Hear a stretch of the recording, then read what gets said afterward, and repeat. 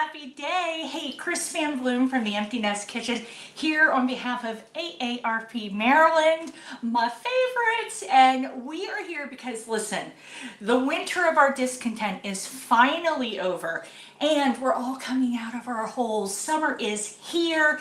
And I'm going to show you the perfect, the best, the most fantastic, hope I'm not overselling, summer salad. And I know it's early summer here in Maryland, right? The stuff is just starting to come out. It's really strawberry season. Blueberries will be here shortly. But I'm going to jump the gun a little and show you the salad that I have a group that I work with. And they're like, what is a salad? I showed them a picture. It's my go-to for all of summer. And I know you're like, salad, summer, Christine, you're being cliche. Listen, it's cliche for a reason. The reason I love this salad, it comes together so fast. And I'm gonna start, I mean, that's the best part about a salad, right? But we're gonna use the best that summer has to bring us. So I'm gonna start with the shallot because you know I'm never gonna make a dish unless it's a dessert that doesn't have an onion in it, right? So I'm gonna take a little tiny shallot. Yes, you can get little teeny tiny ones. I love these. I put them in all my salad dressings. All right, and I'm just gonna give it a real quick little mince. Now, if the onion flavor, if it's too intense, and one of the reasons that I love shallots is because they're a little milder, right? If you guys have come to any of my classes, by the way, class this Saturday at 11 a.m. Eastern time. If you've come to any of my classes, you know that I will always say that a shallot is like the city mouse to an onion's country mouse. And what does that mean exactly? It means it's just a little smoother, maybe. I don't know. I was a country girl, so take no offense. But it's not as in your face as an onion is flavor-wise, right? So it's typical in French cooking. Never had them growing up. I mean, seriously, 70s, 80s, who had these? No one. Nowadays, you know, it's like second nature. Ooh, this is a pungent one. Alrighty, so if you get one and you're like, that is a little, that's got a little too much on it, we know the trick. We're just gonna rinse it in a little cold water, cold running water. That helps it right away. Now, I can't do anything without doing a little Dijon. I love Dijon. Pardon me. All right, so I've got that, and we're just gonna do a little, seriously, this is a stereotype waiting to happen. I'm gonna do a little bit of balsamic, just because. And let me tell you, there are different like grades of balsamic. When you go to the grocery store, you can get a really inexpensive balsamic. Totally, you can absolutely do that. Do what works for you. But if you look, it will go up in price, and you want to really look at the label. The grocery store that I shop at is really good because they give it stars or fig leaves or I don't know, something so that you can tell. A little bit of the good olive oil today. Coritina, I think is the type of olive. I really like this one. And if you look, it'll kind of give you an explanation of what you're looking at on your vinegar. Like, is it a higher quality? And when I use the really high quality one, it comes out and it's almost syrupy. And I do love that. Now that's different from the glaze. We all know you can get balsamic glaze everywhere now. And that's terrific. I wouldn't use that in a dressing, but there we go. Done. We love that part. Now, here's what we're gonna do. We're gonna take arugula. Now, I'm cooking for 2 people, right? Lunch is for myself. My husband's getting ready to retire from teaching after 34 years. I'm fine. It's fine. So I always buy the big old clamshell of arugula to have on hand because I'll pull from it for several days. And I'm just gonna pop that there. Now this is where we get interesting, okay? cherries are in. And I'm a sweet cherry girl, right? I like the sweet cherries. You can use a cherry pitter if you want. And you can find these, I mean, gosh, I'll bet you your grocery store will have them. You can find them and pit it. Or if you're like me and a little bit lazy, I always tell y'all how lazy I am. I lost a pit somewhere. Ooh, they are drippy. Oh my gosh. You can smash them. Okay. Now, if I'm serving to guests, and this month we are all about connection, right? You know, when you come to my classes, I am always all about grab a friend. Oh, look at that. And it's not too late to do it for this week either. Sign up for that class, right? And bring a friend to watch with you. But depending on who you're serving this to, I will either just take it like this, cut them, pit them, cut them so they look pretty and nice, or I just give them a smash. I don't care. And then just pop that out. And you can see the difference. It depends if you're, you know, Martha, or if you're like me and a little more bargain basement, right? I just take the cherries. Oh, they're so good. And like I said, I'm a real sweet cherry girl, not a tart cherry. Thank you, no. And if you don't want to spend the money on a cherry pitter, there are these fabulous cherry pitters. Like if you're going to make a pie that they kind of roll down and you just crunch them. This is the extent of my cherryness here. And I'm just going to throw, you can throw as many of these on as you want. So think about it this way when we're doing this. Oh my gosh, this is so funny. I look like it's a bloodbath here. Holy bananas. Think of it this way. When we're building something, when we're building a dish, even if it's a salad, my mom used to do the same thing, right? She would buy a dressing. She would have iceberg. I think some days she'd do romaine if she was feeling fancy. And she'd put on carrots, and she put on a green onion, and that was her salad. That was, you know, what made her happy.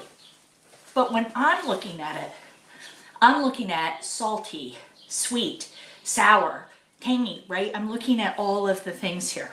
So we are hitting the sweet with the cherries and with the peach. Now, I know you're going to say, Chris, don't you want to peel that? No. When I have my show someday called The Very Lazy Cook, you'll know.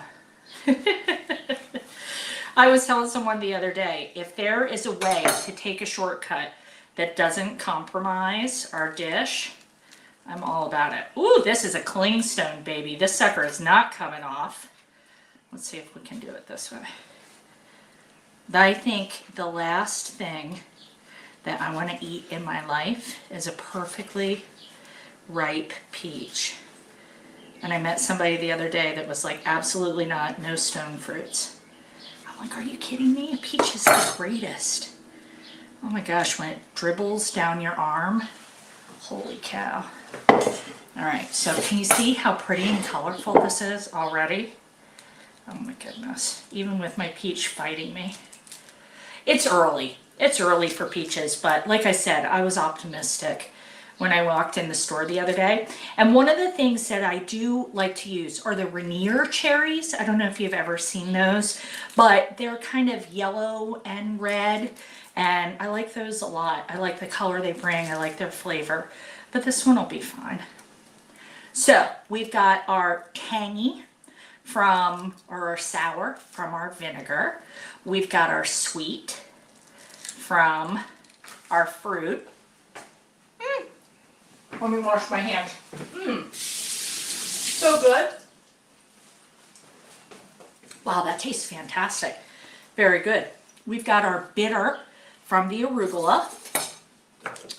And then, this is where it gets exciting. We are going to do a little bit of prosciutto. Now, if you are following Mediterranean diet rules, like I do, not 100% of the time, but if you are following Mediterranean diet rules, you're probably going, oh my gosh, you can't eat any, you don't want to have any red meat. No, they're guidelines, right? So here's what we're gonna do. We're gonna take a piece of prosciutto, and I didn't have, if you go to your deli counter, most delis are gonna be able to, if it's a good deli, they'll be able to do your prosciutto for you, slice it for you, so you can get it really whispery thin. But, I'm just going in the store, grabbing a pack, because this is for me, and it's still delicious. And the prosciutto is going to bring the salt into the dish. So I'm going to do 2 slices of that, and I just want to crisp them up. So we don't have to throw anything else in that pan. We don't have to put in any oil, anything. There's plenty of fat in the ham itself. So I've got that, and then, I am the burrata queen, right? So this is burrata, and I saw somebody the other day saying burrata has no taste, and you know what? You might be right. It's just like fresh mozzarella, but it has that curd inside. So I take this, and I just kind of put this on top. And I'll tell you, even the filling, I just grab that, throw it around. My husband's family is descending on us this weekend. I'm actually really excited about it. They're doing a charity bike race, and I am definitely serving this salad to them because they'll love it. They'll go cuckoo for it. So I like to think of that prosciutto or that burrata as having just bringing creaminess, and it's not bringing loads of flavor, but we've got it the other places. So we've got the salt, the salt's gonna come here from our prosciutto, and this goes fast, you'll see. We've got that tang, we've got our sweet, we've got our bitter. I mean, really, it's the perfect salad. And you can let this get as crispy as you want. It should take between 1 and 2 minutes, and that's it. You can go super crispy, and when you do that, you'll be able to just kind of crunch it and sprinkle it on top. And let me show you what I've got working here. Ooh. And it crinkles, and it moves itself around. I just give it a flip to make sure that I'm gonna get crispy on both sides. I like it really, really crispy here. Now, the old mother-in-law trick, my mother-in-law, right? You know this one where you put the dressing in the bowl and then lay everything on top. You could take this, throw it in the fridge. But this one is a little more make ahead. Invite a friend over, have them bring some of the salad ingredients. Everybody wants to bring something. Nobody wants to be that person who brought nothing, right? So this is a great way in these trying economic times to make things even more awesome for each other, right? So, look at this. Now, it's pretty warm still, but she's crunchy. And I'm gonna save this little half ball of burrata. I'll just wrap it up. I won't put it back in the container because in the container, just like fresh mozzarella, it's stored in water. And once it's broken open, we don't wanna do that. Sorry, you can hear my ring clanging. It sounds like I'm sporting giant boulders over here. Oh my gosh, this is so good. If you want, you can blot it. I don't. So you've got protein coming from the ham and the cheese, and go a little light with those, right? We want to let the fruit really shine here. Put in as much fruit as you like. Double up on that arugula. This is just going to be probably enough for me today, but I'll fill this whole thing when I have company over. And that is all you have to do. Use a good vinegar, use a good olive oil. If you're not an arugula fan, totally okay, totally okay. You can use spinach, you can use mixed greens, whatever you like. Just make something on your own. Now, sign up for Saturday's class. Love to see you 11 a.m. to noon Eastern time. I'm going to show you how to make summer rolls. I don't know if you've ever had the Vietnamese summer rolls, but oh my gosh, I love them. And I just showed some people how to do them and they went cuckoo for it. And they're so good for summer. And then an Asian chicken salad because I can't get enough of it right now. So sign up. More importantly, invite a friend, have a little sip of OJ, maybe make it a mimosa, whatever works for the two of you.